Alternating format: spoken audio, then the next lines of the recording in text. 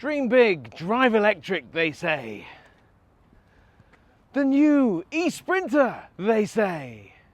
Welcome to another electric vanman review of the Mercedes e-Sprinter. So I'm just getting in and getting set up. I'm not even started, so I've got to put my stuff away, but there's a place to put it. And also, I remember from my days in Mercedes-Benz that the seat comes up, so all the rubbish that's on the seat can go into lots of cubby holes. It's a big van you're putting, put some stuff in the back. And we've got Dave Hill giving me trouble already, but at least my cabin is clean. So when we say new e-Sprinter, what we mean is a vastly upgraded existing Sprinter. Same body, same look, same feel, but everything under the skin is brand new. Gone is the front wheel drive, and now we have the rear wheel drive, which we are really well used to with the Mercedes Sprinter. And with rear wheel drive, of course, we get towing to 1,500 kilos. Now that is far better than we had before. Maybe not everybody's cup of tea, but certainly opening up a new door.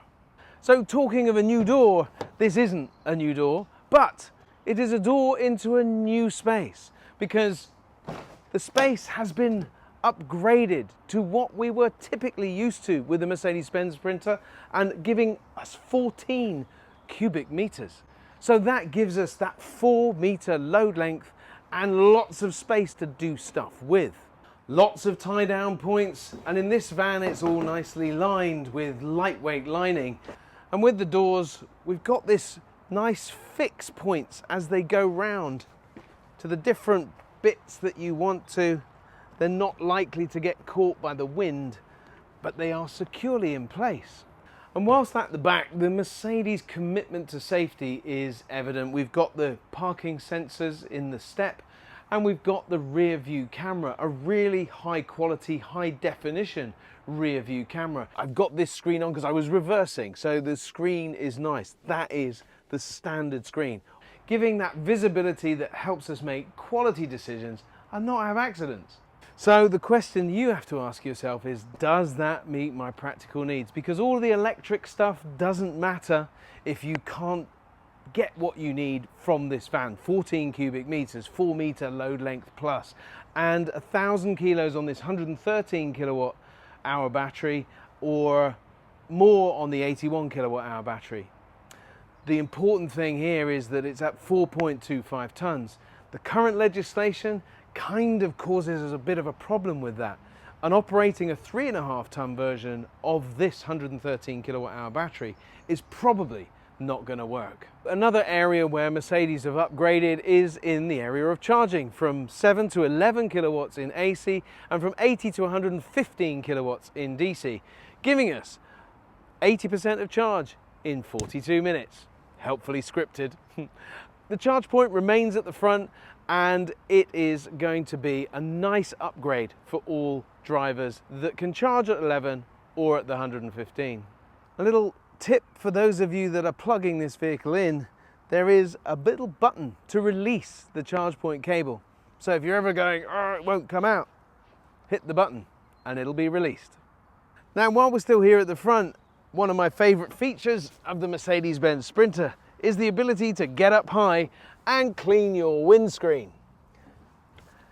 Not every van has that facility, but every van has the need to keep your windscreen clear.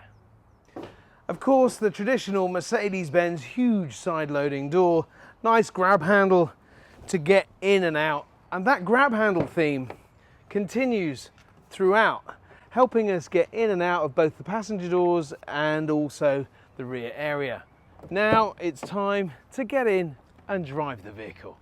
Let's go and see how we got on. So before we get going, I've been given a 2-hour route to take the new Mercedes e-Sprinter with its official 277-mile range.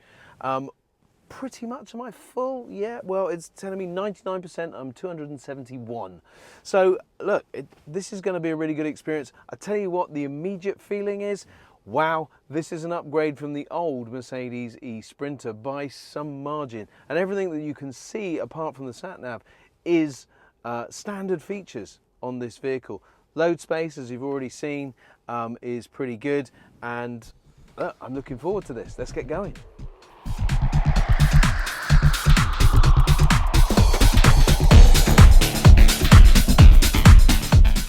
Good place to have an EV event, just by one of the biggest charging stations in the country.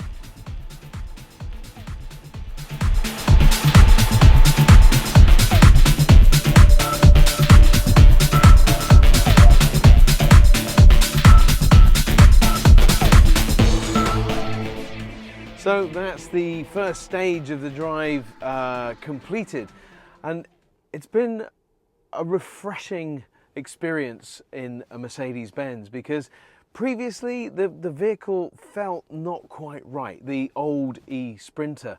This is a very, very different proposition. And of course you've got all the usual creature comforts around the cabin, like the armrest, all the controls back on the steering wheel. Yes, that is a really important bit for me.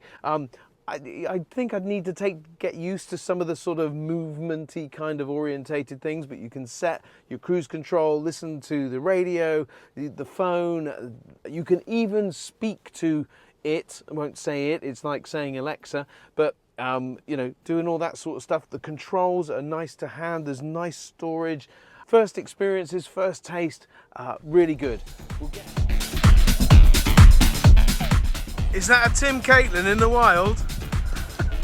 I tell you what, some of the most powerful men in Mercedes-Benz. What do we think of the new Sprinter, boys? Absolutely fantastic. Brilliant. Excellent. Nothing better. Not that they've got any vested interest, but...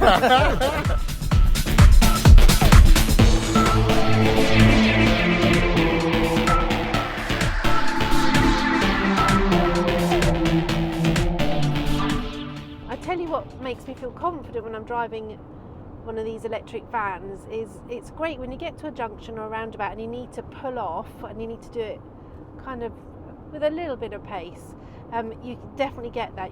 It's just lovely. The environment is just so much nicer and quieter, and you've got your blind spot signal there on the wing mirror, so that's good. So I've just adjusted the steering wheel, brought it a little bit closer to me because it wasn't quite comfortable. You can also adjust it up and down, but no, it's in the right spot for me now. So this vehicle feels really good to drive, actually. It handles the road really nicely. We're doing some country driving now, some roads with some bends and some ups and downs, and it holds the road and it feels safe. So we're stuck in traffic, so a good opportunity to take a swig of coffee and replace the cup in one of the 4 cup holders. Plenty of storage across the front area of the dashboard and above the head. And also up there we've got the tachograph. Why do we need a tachograph, Paul? You're in a van. Yes, well, with a 4.25 ton van, still falls under legislation that is outdated and needs changing around potential use of a tachograph for operating a vehicle over 62 miles from base. So that brings me on to the next point of payload. Now, payload on the Mercedes Sprinter is up to 1,400 kilos, and that's of course with the smallest battery size, which is 56 kilowatt hours. But there is in this vehicle 113 kilowatt hours, which I believe gives about 1,070 kilos payload, although once I'm in it, it's down to under a ton. Yeah, I'm over 80 kilos and therefore it brings it under the ton. But hey, is that enough? Coupled with the challenge of the 4.25 issue at the moment, it leads me to sort of think, gosh, we really need to, 1, address that issue, and 2, payload is still a little bit of a challenge. But with 277 miles range on this vehicle, it suddenly brings a plethora of use cases into scope.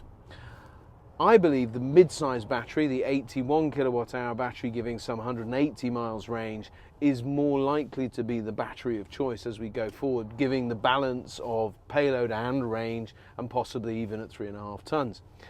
The great news is also that we will have a chassis cab available for this vehicle. That means that they will be able to get all kinds of conversions, and the market will be able to extend the use of the Mercedes-Benz Sprinter. I certainly believe that the dealers are going to be far busier with this version than with the last one. So back out on the open road and getting a little experience of how the vehicle performs, even when you put your foot absolutely hard to the floor, the power delivery is nice and even. Now, even though this has a 150 kilowatt motor and up to 200 brake horsepower, it's delivered in a very efficient fashion, focusing on torque of 400 Newton meters, in other words, being able to move weight. And that's critical when you're operating at 4.25 tons. Also, coupled with rear wheel drive for absolute efficiency, and even adding towing into the mix at 1,500 kilos, adding a new layer of customers that will be able to enjoy the Mercedes e-Sprinter. So that has been the Mercedes-Benz Sprinter with all the wonderful upgrades. So now it's just time to dream big, drive electric. Have a great day, everybody.